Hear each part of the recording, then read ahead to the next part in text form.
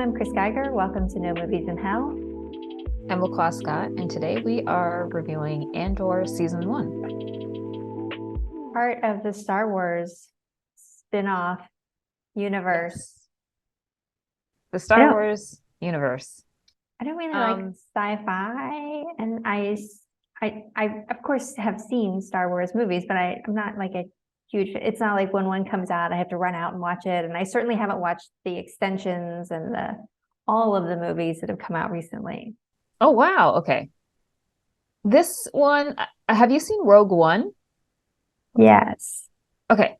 So yeah, this is the prequel to Rogue One because Diego Luna was in Rogue One.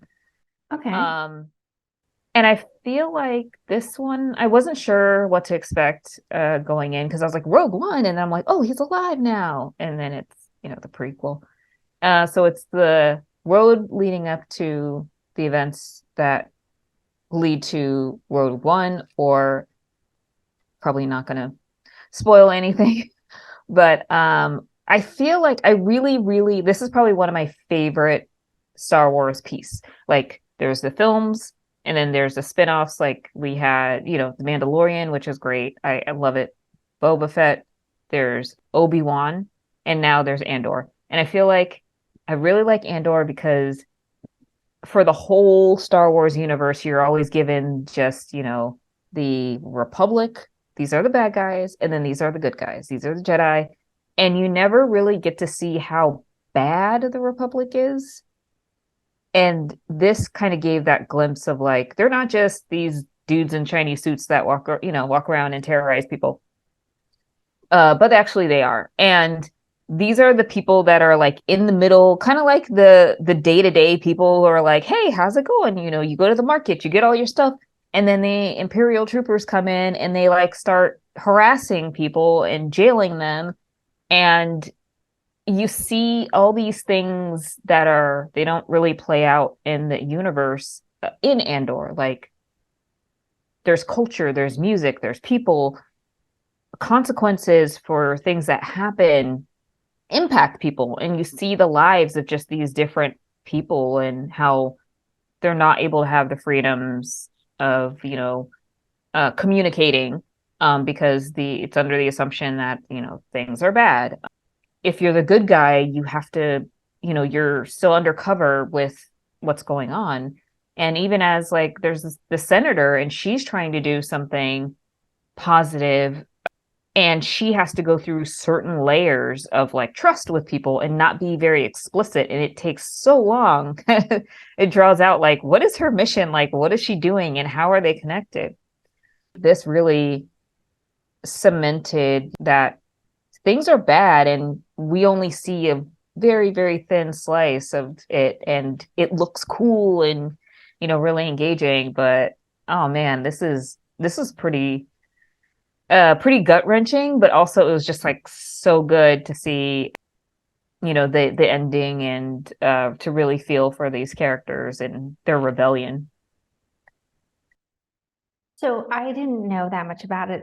Somebody said, hey, I know you don't really like Star Wars, but you should watch Andor, because if you had never heard of Star Wars, it would still be a good show.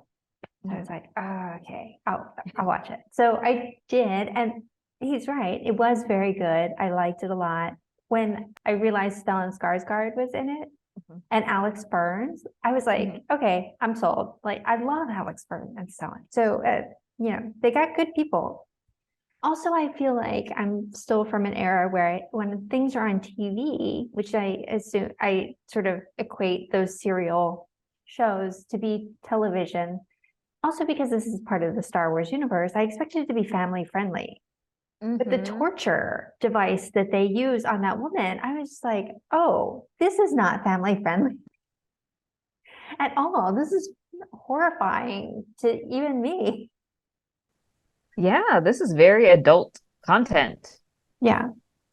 Baby Yoda aside, this isn't the same sort of thing, I don't think. Let's go to the slides. Yeah. So I started to use the 0.25 increments. Yay! Yay! So we'll see what that does to our average scores. But we both gave this really good scores Yeah. for all the reasons that we talked about. It just seems like they did a really good job. And I think I even saw them. This is a Disney Plus streaming. I think I even saw them though promoting it on Hulu for free because I think they know it's good and they want to get people hooked. So they're going to give you the first one free. Yeah. Yeah, great cross promotion, especially because it is like it's so adult. Like to your point, like it's not The Mandalorian. There's violence, there's torture, there's a romance, there's rebellion. It's one of the heavier ones. Yeah, I wasn't gonna do costumes like at a 3, except I love everything the senator wears. Yes. Everything. And it's so like tailored and it's just like perfectly laid, all the folds. And also her jewelry. So I gave costumes, hair and makeup and jewelry 3s. If it weren't for the senator, I don't think I would have come up that high. But her costumes by themselves get me there. Yeah, I thought that her jewelry was great. And I think the element of the jewelry, even in the art, it's not an art store, but like the gallery that Stellan Skarsgård works in, there's a lot of hidden gems there that are callbacks to the Star Wars universe. It was fantastic.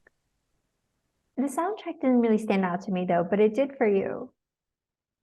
It did. So this is the first time that we see characters in the Star Wars universe play instruments and have music or sound, like other than what like the Ewoks in at the end of episode 6. This is the first time that you see these folks playing at the funeral. And I thought that was very interesting. And also the soundtrack of the music and the themes when Andor is incarcerated and they're trying to figure out what's going on. How long are they serving their sentence? How is this in like actually impact? Like trying to find a logic to a lot of things. The music matched the mood in a very, very well. I think they did an incredible job of that. And special effects, you gave a 3. Yes. It's just great. It's almost like I felt like it was pretty seamless. Like it wasn't like anything that was terrible or off. Kind of like when you see the old movies and they try to digitize like Yoda, for example, and it's like, no, just leave him the way he was. I think they did a very good job at the special effects in this one. Do you have anything to plug in this episode? Nothing to plug. All right, me neither. Do you have anything to plug? Nope. We'll call it a day and we'll see you next time. Thanks for watching. See you next time.